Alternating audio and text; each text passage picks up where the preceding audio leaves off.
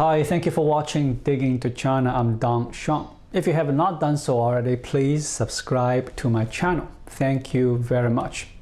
In the last few days, the daily COVID cases count has been steadily climbing, surpassed levels seen in April during a lockdown in Shanghai. The latest COVID wave has hit the southern city of Guangzhou, the capital city of Beijing, and many central parts of China. As a result, local officials are racing to tighten restrictions on business and social activities. Local authorities in China are facing the difficult task of trying to make COVID measures more targeted while controlling infections. According to Nomura analysts, as of November 20, about 412 million people were affected by lockdown measures in mainland China. The Nomura analysts noted that many lockdowns or controls are implemented without public announcement. In Nanjing, authorities ordered a mass testing set to begin on Saturday for 5 consecutive days. In the southeastern manufacturing hub of Guangzhou, millions of people have been ordered not to leave their homes without a negative virus test. COVID controls in Beijing have tightened since last Tuesday. Authorities announced requirements for more frequent virus testing and ordered more restaurants to suspend in-store dining. More shopping malls have closed, as have large parks. Various apartment compounds have been locked down. Schools in several districts moved classes online. Chaoyang district is the epicenter of the city's outbreak and home to many international businesses and embassies. District authorities urged residents to stay at home. Last Thursday, city officials said they were converting a major exhibition center into a makeshift hospital for the quarantine and the treatment of COVID patients. Chinese people have had enough.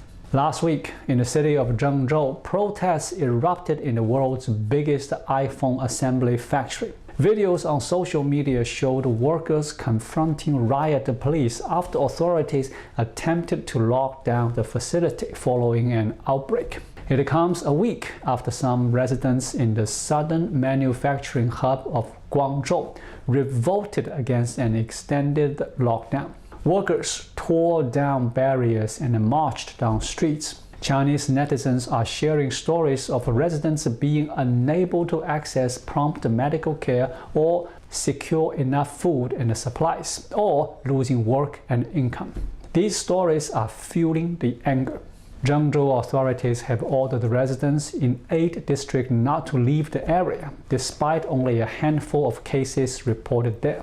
Last weekend, the protest spread quickly throughout China as young people in particular went to the streets. Some held blank sheets of paper, which has become a symbolic protest against the restrictions on speaking against COVID coercion and other abuses. Chinese officials seem to be going about communicating things in a much quieter way, either through WeChat groups or local levels communities. Why?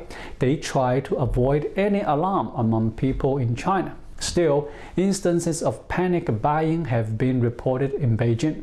There has been a lot of discussions that China is going to move out of this zero COVID around March next year, when China's parliamentary sessions take place. But now it seems like it will last longer than that. China's recent attempts to ease its draconian zero COVID controls were so ill-fated that some have dubbed them the 7-day reforms. They began on November 11th, when the government banned excessive mass testing, arbitrary lockdowns, and other intrusive measures. Officials demanded more precise controls in order to limit the impact on people's lives and livelihood. Shijiazhuang, a northern city of about 11 million people, stopped requiring that those entering public venues show a recent negative test result for COVID-19. Some other cities also relaxed controls and removed COVID testing booths. Financial markets perked up. Some analysts saw Shijiazhuang's approach as a possible precursor to a full opening of the country, following nearly 3 years of restrictions.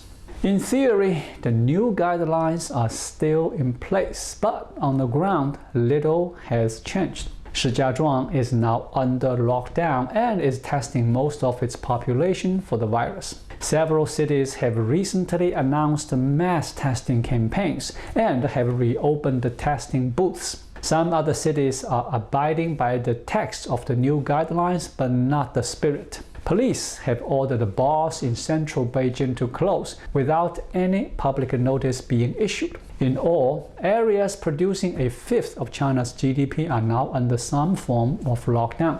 The flip-flop is not surprising. There was already an uptick in COVID cases when the easing was announced. It has since accelerated, and for the first time in 6 months, officials reported deaths from COVID. Several elderly people with pre-existing conditions died. More puzzling is why the central authorities felt they could ask local officials to ease restrictions while at the same time expecting them to keep cases down. These contradictory goals caused the chaos and the confusion. It may also have contributed to the rise in cases. As the virus mutates, it will become more transmissible in a large country like China. Beijing's zero-COVID policy has left its people less protected with either vaccine or natural immunity. For nationalist reasons, the Communist Party refused to accept Western vaccines that are more effective than China's homegrown shots. Long lockdowns mean fewer people have been exposed to the virus and developed natural immunity as they have in the rest of the world.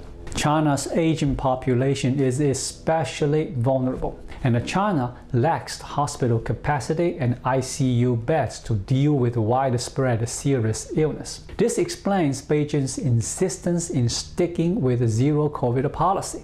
For Xi Jinping, it is political. An authoritarian regime can always do what it does best, surveil, coerce, lock down, but it lacks a mechanism to gain public support for the pain that could accompany the abandonment of zero-COVID. Democracies have more flexibility to change policies and adapt when the public sees that the facts require it.